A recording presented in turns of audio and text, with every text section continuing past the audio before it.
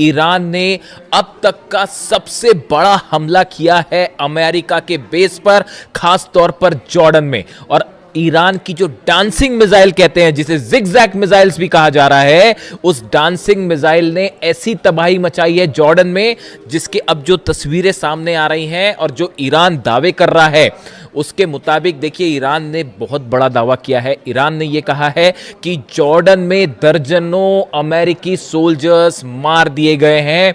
ये बहुत बड़ा दावा है कि कई अमेरिकी सोल्जर्स जो हैं, सैनिक जो हैं, वो मार दिए गए हैं। इसके अलावा अमेरिका के C-17 ट्रांसपोर्ट प्लेन्स गिर चुके हैं, P-8 एयरक्राफ्ट जो है वो जल चुका है, और सबसे बड़ी बात, ब्लैक हॉक हेलीकॉप्टर्स की एक पूरी यूनिट जो है वो इस बेस पर तबाह हो गई है। देखिए, ये बहुत बड़ी क्लेम है जो ईरान कर रहा है, जो दावे है ईरान कर रहा है।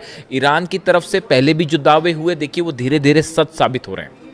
हमने आपको बताया था कि जॉर्डन में जो हमले हुए हैं उसमें कई प्लेन तबाह हुए हैं। अब वो बात धीरे धीरे सामने आ रही है। 4 अमेरिकी सोल्जर्स की मौत की खबर जो है वो सामने आ चुकी है। लेकिन इसके बाद अब ईरान की तरफ से जो दावा है, ईरान का कहना है कई दर्जन अमेरिकी सैनिक जो है वो मारे जा चुके हैं। लेकिन अब देखिए, इसमें बड़ा सवाल ये है कि आखिर ये हमले जॉर्डन पर कैसे हुए और कैसे ईरान के मिसाइल्स ने जॉर्डन के बेसिस पर जो है वो इतना सटीक निशाना साधा कि वहां हाहाकार की स्थिति है। देखिए, मुवफ़्फ़क़ अल सॉल्टी बेस जो है पूरी तरह से तबाह है। बताया जा रहा है यहां पर जबरदस्त हमले हुए। Prince Hassan airbase, King Faisal airbase, ये जॉर्डन के वो बेसेस हैं जहां बड़ी संख्या में अमेरिकन जो थे सोल्जर्स मौजूद थे। अब देखिए हुआ क्या, ये कैसे जॉर्डन में इतना बड़ा नुकसान जो हुआ है अमेरिका को, जिसके दावे हो रहे हैं, ये कैसे हुआ, और ईरान की डांसिंग मिसाइल का क्या रोल है इसमें। अमेरिका के तमाम अखबार, मीडिया आप उठा के देख लीजिए, वो इन खबरों से भरे पड़े हैं कि ईरान की डांसिंग मिसाइल, जिगजैग मिसाइल, जो अपना रास्ता बदल लेती है। देखिए, ईरान की तरफ से मिसाइल दागी गई जॉर्डन के इस तमाम बेसिस पर। हुआ ये कि अमेरिका के पेट्रियट सिस्टम ने, थाट सिस्टम ने इन्हें रोकने की कोशिश की। लेकिन जो खबरें आ रही हैं उसके मुताबिक ईरान की ये मिसाइल्स जो हैं ये जिगजैग रूट अपना रही हैं, यानी कि अपना रास्ता बदल दे रही हैं। इसीलिए इसे डांसिंग मिसाइल भी कहा जा रहा है। और अमेरिका का ये कहना है, अमेरिकी मीडिया का कहना है, साहब मैं खुद नहीं बता रहा अपनी बात, अमेरिकी मीडिया जो दावे कर रहा है, आप उठा के देख लीजिए जितने अखबार हैं अमेरिका के, कि ये जिगजैग मिसाइल और ईरान की डांसिंग मिसाइल को रोकने में पेट्रियट और थार्ड पूरी तरह से नाकाम हुआ। और इन मिसाइल्स की स्पीड इतनी ज़्यादा थी कि इसे रोकना असंभव था। नतीजा ये हुआ कि बहुत बड़ा नुकसान हुआ है, और अब अमेरिका ने इसे स्वीकार करना भी शुरू कर दिया है। और कितनी कैजुअलिटी हुई है ये अभी आने वाले वक्त में पता चलेगा। और ये भी कहा जा रहा है कि बदला लेने के लिए अमेरिका आज की रात बहुत बड़ा हमला कर सकता है, इस तरह की सूत्रों के हवाले से खबर है। अब देखिए एग्जैक्टली हुआ क्या।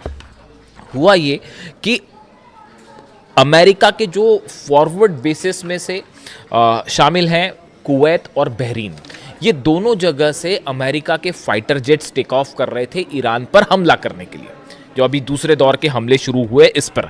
लेकिन नतीजा क्या हुआ, ईरान की तरफ से अली अल सलीम बेस जो है कुवैत में, वहां पर पेट्रियट सिस्टम तबाह कर दिया गया। $1.5 बिलियन का नुकसान हो गया। एयर सर्विलांस जो राडार था वो तबाह कर दिए गए। ऐसे ही हाल जो है बहरीन में था, शेख ईसा एयरबेस में पेट्रियट सिस्टम तबाह हो गया, वो भी $1.5 बिलियन का था।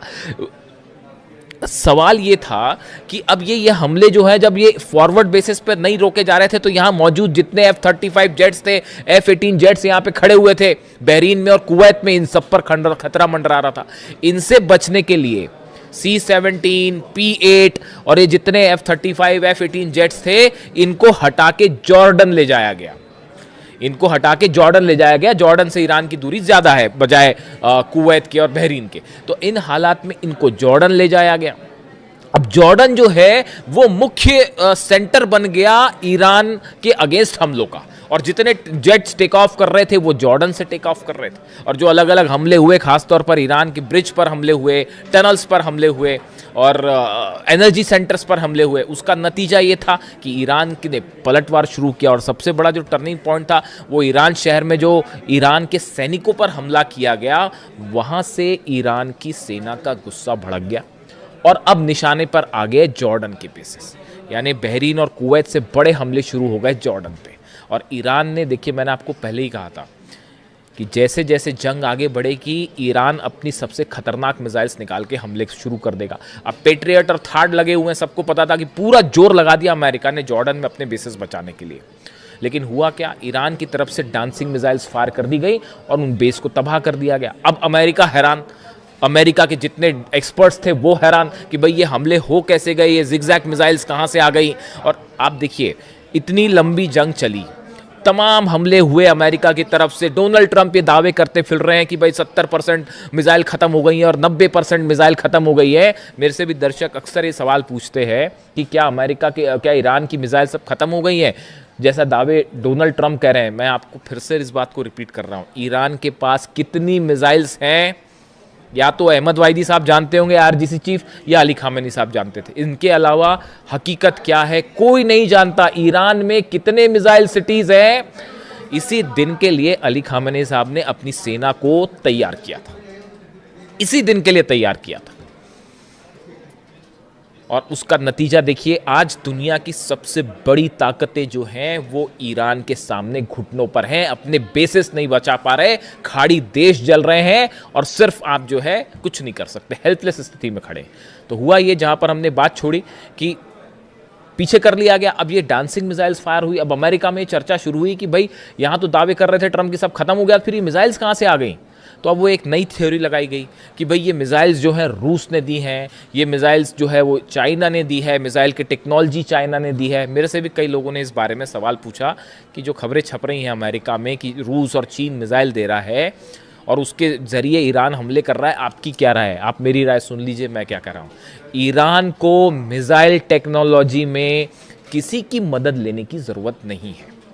आप अगर ईरान के मिसाइल प्रोग्राम को देखें, ये कोई आज 6 महीने और 1 साल भर का प्रोग्राम नहीं है, ये बड़े समय से चल रहा है। और देखिए लगातार ईरान ने, मैंने पहले ही आपको एक कहना शुरू कर दिया था कि जितनी मिसाइल्स ईरान के पास हो, चाहे सेजिल हो, चाहे खुर्रम शहर हो, चाहे फतह 110 हो, फतह 2 भी कहते हैं, ये सब मिसाइल के एडवांस वर्जन जो है वो आने शुरू हो गए, उन पर लगातार काम शुरू हो गया। और नतीजा ये है कि अब ये एडवांस वर्जन निकल के आ रहे हैं तो अमेरिका के हाथ पांव फूल गए और वो ये कह रहे हैं कि साहब ये तो रूस ने दे दिया। बिल्कुल ऐसा नहीं है। ईरान की जो मिसाइल्स हैं वो ईरान ने खुद डेवलप किए हैं। देखिए सैटेलाइट से मदद करना एक अलग बात है, ये वो बात सही है कि हो सकता है रूस और चीन के सैटेलाइट्स, कई एक्सपर्ट्स बताते हैं कि रूस और चीन के सैटेलाइट जो है वो मदद कर रहे हैं, रडार सिस्टम के जरिए मदद किया जा रहा है, जीपीएस के जरिए मदद किया जा रहा है, वो एक अलग बात है। लेकिन ये जो मिसाइल टेक्नोलॉजी और स्पीड, इस पर लगातार ईरान काम कर रहा है और सेल्फ रिलायंट है, किसी की ज़रूरत नहीं है ईरान को मिसाइल के मामले में। तो इन खबरों का मेरे हिसाब से कोई बड़ा आधार नहीं है कि ये मिसाइल्स पुतिन ने दे दिए हैं या चीन ने दे दिए हैं, ऐसा कुछ नहीं है। देखिए आप रडार्स दे सकते हैं, सैटेलाइट से नेविगेशन में मदद कर सकते हैं, वहाँ तक एक बात अलग है। अब नतीजा ये हुआ कि जब ये मिसाइल्स फायर की गई तो पूरा का पूरा अमेरिकी सेना इस बात को लेकर हैरान थी कि इतनी जल्दी इतनी स्पीड से, अगर आप मैक 4 से मैक 11 के बीच में, यानी आवाज़ से 5 से 11 गुना के बीच की रफ्तार से मिसाइल्स बरस रही हैं, उसको कैसे कोई पेट्रियट सिस्टम रोक पाएगा। और नतीजा ये हुआ कि कई जगह जो है वो पेट्रियट सिस्टम जहां लगे थे उनके ठीक ऊपर मिसाइल्स गिरी हैं, थार्ड सिस्टम जहां लगे थे उसके ठीक ऊपर मिसाइल्स गिरी हैं। और इसीलिए जंग का जो मुख्य केंद्र है वो अचानक से जॉर्डन हो गया। मतलब ऐसा लग रहा है कि ईरान और जॉर्डन की लड़ाई चल रही है। और वो तस्वीरें जो आ रही हैं, देखिए तस्वीरें वायरल हो जाती हैं। जॉर्डन में जो लोग हैं, मैं एक वीडियो देख रहा था उसमें बड़े हैरान करने वाली बात थी कि जॉर्डन के कुछ लोग खड़े हुए हैं, उसमें एक शख्स वीडियो बना रहा है, ईरान की तरफ से मिसाइल्स फायर की जा रही हैं, जॉर्डन पर मिसाइल गिर रही हैं और वो इस बात की खुशी जता रहा था कि ईरान की मिसाइल्स जो अमेरिका की बेस पर गिर रही हैं। ये जॉर्डन का शख्स जो है, जॉर्डन के लोग उसमें खुशी मना रहे थे, ईरान के साथ खड़े दिखाई दे रहे थे। देखिए ये सब अधिकांश खाड़ी देशों का ये हाल है। आज भी हकीकत ये है कि अगर आप एक जनमत संग्रह करा लें, प्लेबिसाइड करवा लें कि खाड़ी देशों में जो अरब देश हैं उनकी जनता क्या चाहती है, मेजॉरिटी जनता जो है वो ईरान के साथ खड़ी है साहब। उन सबको इन बात की तकलीफ है कि अली खामेनी साहब को असैसिनेट किया गया। लीडरशिप जो है खाड़ी देशों की वो अमेरिका के साथ हो सकती है, लेकिन जो आम जनता की राय है, जो जैसा कि सोशल मीडिया पे ट्रेंड करता है, जो उससे देख के जो अंदाज़ा लगता है वो ये लगता है कि बाय एंड लार्ज जो अरब देश है, इसकी जो आम जनता है वो अब भी ईरान के साथ खड़ी है। सब देख रहे हैं कि बड़ी बड़ी ताकतें मिलकर ईरान को झुकाने की कोशिश कर रही है। ईरान अपने दम पे ना सिर्फ लड़ रहा है बल्कि मुंह तोड़ जवाब दे रहा है साहब। तो हकीकत यह है कि जॉर्डन जो है वो और देखिए ब्लैक हॉक यूनिट को लेकर बड़ी जो जहाँ पर देखिए जो डिस्ट्रक्शन हुआ है, जो ईरान की तरफ से दावे आए, बड़े स्पेसिफिक दावे हैं वो। एक तो ईरान की तरफ से कहा गया है, Islamic revolutionary guard corps says it launched ballistic missile at US C-17 transport plane and P-8 aircraft at Aqaba airport in Jordan, claiming several were heavily damaged, कई डैमेज हो गए, ये एक क्लेम था। दूसरा क्लेम आया कि जो ब्लैक हॉक हेलीकॉप्टर्स हैं अमेरिका के, जो कई जगह ऑपरेशन में इस्तेमाल होते हैं, खासतौर पर मिलिट्री ऑपरेशन में। अब ये भी बड़ी गौर करने की बात है। मैं कल सुबह आपको एक बड़ा खुलासा करूंगा, कल सुबह कोशिश करूंगा जल्दी वीडियो ले आऊं आपके लिए। सुबह ये खबरें आ रही हैं कि जो ब्लैक हॉक हेलीकॉप्टर्स हैं, देखिए इनका इस्तेमाल ग्राउंड ऑपरेशन के लिए बहुत ज़्यादा किया जाता है। ग्राउंड ऑपरेशन के पहले या ग्राउंड ऑपरेशन के दौरान सोल्जर्स को नीचे उतारने पर, ग्राउंड ऑपरेशन के पहले स्ट्राइक्स करने पे, इसमें बहुत ज़्यादा इस्तेमाल होता है ब्लैक हॉक हेलीकॉप्टर्स का। जॉर्डन में बड़ी संख्या में ब्लैक हॉक हेलीकॉप्टर्स मौजूद थे, जो इस ओर इशारा कर रहे हैं कि ग्राउंड ऑपरेशन की तैयारी है। ये बात ईरान अच्छी तरह से समझ रहा है। नतीजा ये हुआ, डांसिंग मिसाइल्स ने ब्लैक हॉक का डांस करवा दिया साहब। और वो जो है बड़ी संख्या में ब्लैक हॉक हेलीकॉप्टर्स जॉर्डन के बेसिस पर तबाह हुए हैं, ऐसे दावे ईरान कर रहा है। और ये जो स्ट्राइक्स हुई हैं, इस स्ट्राइक्स के बाद अब ये माना जा रहा है, देखिए बड़ा नुकसान है, सोल्जर्स मरे हैं, बेसिस तबाह हुए हैं। पिछली बार जो जंग हुई थी, जो इस सीज फायर के पहले की जो जंग थी, उसके जो आंकड़े आए, 428 अमेरिका की अलग अलग संपत्तियां थी, प्रॉपर्टीज थी, जिसमें सब शामिल थे अलग अलग, उन सबको जला दिया गया ईरान की तरफ से। यानी आप दूसरे सरल शब्दों में कहें, अमेरिका के 428 ठिकाने ऐसे हैं, जैसे एयरपोर्ट हो गया, मिलिट्री बेस हो गया, एम्यूनिशन रखने की जगह हो गई, सोल्जर्स जहां पर रुकते हैं, बैरक्स हो गई, ऐसे करीब 428 ठिकाने अमेरिका के ईरान ने जला दिए थे। ये जो सीज फायर का खेल डोनाल्ड ट्रंप खेलते हैं, ये क्यों खेलते हैं आप बताइए? अगर जंग जीत रहे होते अब तक कब्जा कर लिया होता साहब, अंदर घुस के, जैसे इराक में किया, जैसे अफगानिस्तान में किया, बाद में फिर बाहर निकलना पड़ गया, वो एक अलग बात है। लेकिन अगर जीत रहे होते तो कहीं ये कतई बात नहीं करते डोनाल्ड ट्रंप, अमेरिका कतई बात नहीं करता। ये जो बार बार हो रहा है कि हाँ अब ईरान तैयार हो गया, अब बातचीत हो रही है, हकीकत ये है कि जब बुरी तरह से पिटते हैं तब इस तरह की बात करते हैं कि साहब सीज फायर कर लो।